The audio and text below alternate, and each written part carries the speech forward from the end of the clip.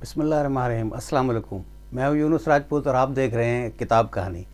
आज जिस किताब के साथ मैं आपकी खिदमत में हाजिर हुआ हूं वो टीवी के एक मशहूर ड्रामा राइटर, एक्टर, प्रोड्यूसर कमाल अहमद रिजवी साहब के बारे में है, जिनकी किताब कमाल की बातें मेरे हाथों में है।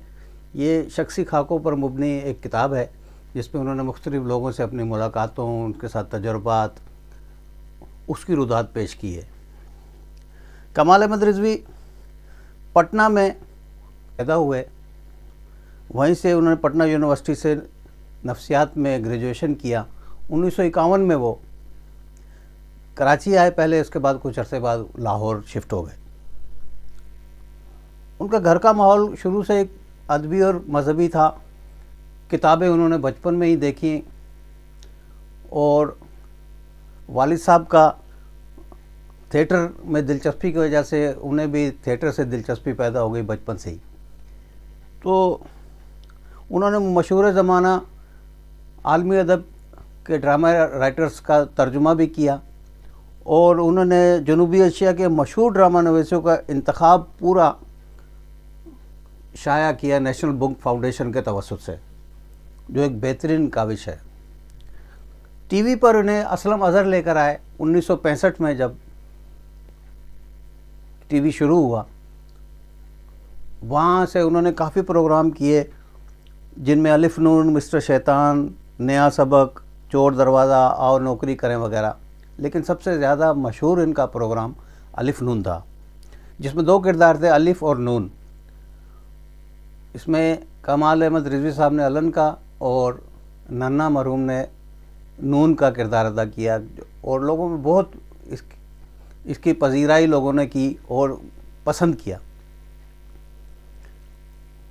और ये वाहिद प्रोग्राम था पीटीवी का जो मुख्तलिफ़ अदवार में 4 बार पेश किया गया और उसने कामयाबियां समेटी। 1989 में कमाल अहमद रिजवी को तमगा उसने कारकर्दगी गवर्नमेंट ऑफ पाकिस्तान की तरफ से दिया गया। मज़े की बात यह है कि ये एवार्ड पहले ज़िया-उल-हक दौर में भी मंजूर हुआ था, लेकिन उन्होंने ज़िया-उल-हक साहब के हाथों एवार्ड लेने से मना कर दिया था।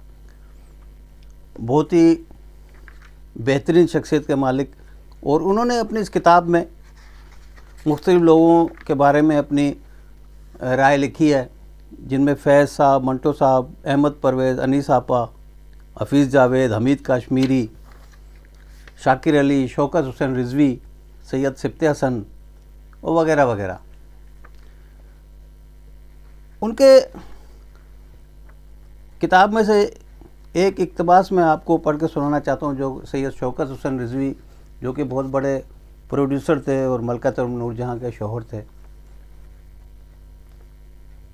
लिखते हैं कि इन दिनों मेरा काम तकरीबन बंद था। मैं मॉडल टाउन में बैठा रोज़ी रोटी के लिए किसी सबील का मुंतज़र था कि एक दिन सुबह सवेरे एक शानदार गाड़ी मेरे पोर्च में आकर रुकी। मैं बाहर निकला, देखा तो एक्ट्रेस यास्मीन गाड़ी से बाहर निकली और पैगाम लाई कि सैयद शौकत हुसैन रिजवी ने आपको बुलाया है।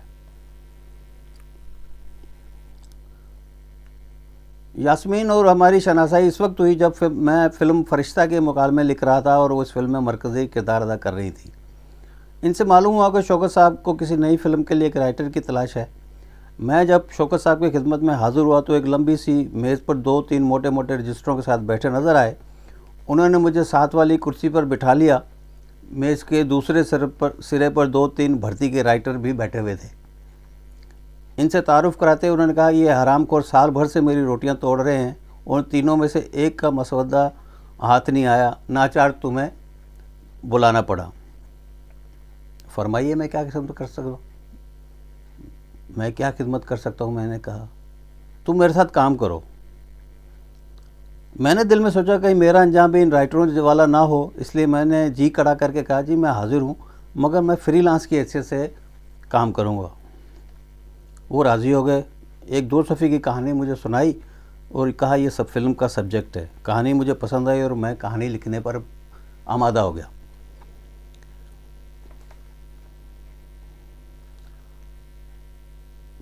मैंने मुआवजे की बात की तो गोल कर गए और सिर्फ इतना कहा, वो बात की बातें हैं, मैंने चलते चलते कहा ठीक है, मैं कल आपको नमूना दिखा दूंगा, अगर आप इसको मंजूर कर लें तो फिर ये गाड़ी आगे चल सकेगी। इनकी ये बातें ना सिर्फ उनको ये मेरी बातें ना सिर्फ नागवार मार हुई, बल्कि इन पे चेहरे पर गुस्से के आसार भी नज़र आने लगे। दूसरे दिन हस्बे वादा जेब में नमूना लेकर हाजिर हुआ और उनको पढ़कर सुनाया तो बहुत महजूज हुए। बोले, मुझे तुम जैसा ही राइटर दरकार था, लेकिन मैं मुआवजे के मामले में पीछे नहीं हटा और दो टोक अल्फाज में कहा, मुझे आपका बहुत एहतराम है, लेकिन जब तक आप मुआवजा तय नहीं कर लेते मैं आगे एक लफ्ज़ भी नहीं लिखूँगा। शौकत साहब गुस्से का घूंट पीकर बोले, तुम ये बहुत बड़ा ऐब है, मुंह खोल कर पैसों की बात कर देते हो, आगे चलकर तुम बहुत नुकसान उठाओगे।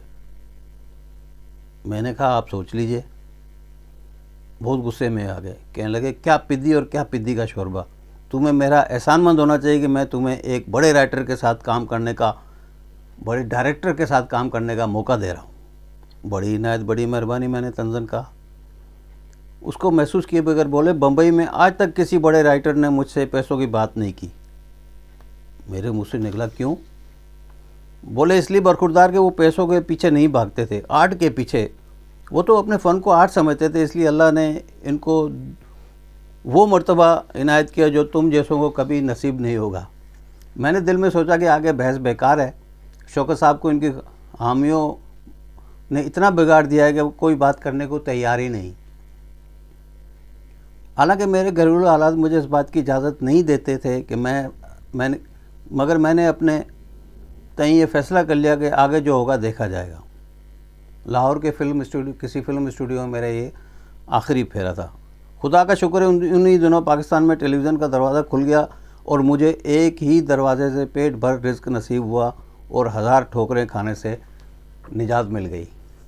तो ये इनकी बड़ी खूबसूरत किताब है, कमाल अहमद रिजवी साहब की। एटलांटिस वालों ने इसे प्रिंट किया है और बहुत खूबसूरत अंदाज है।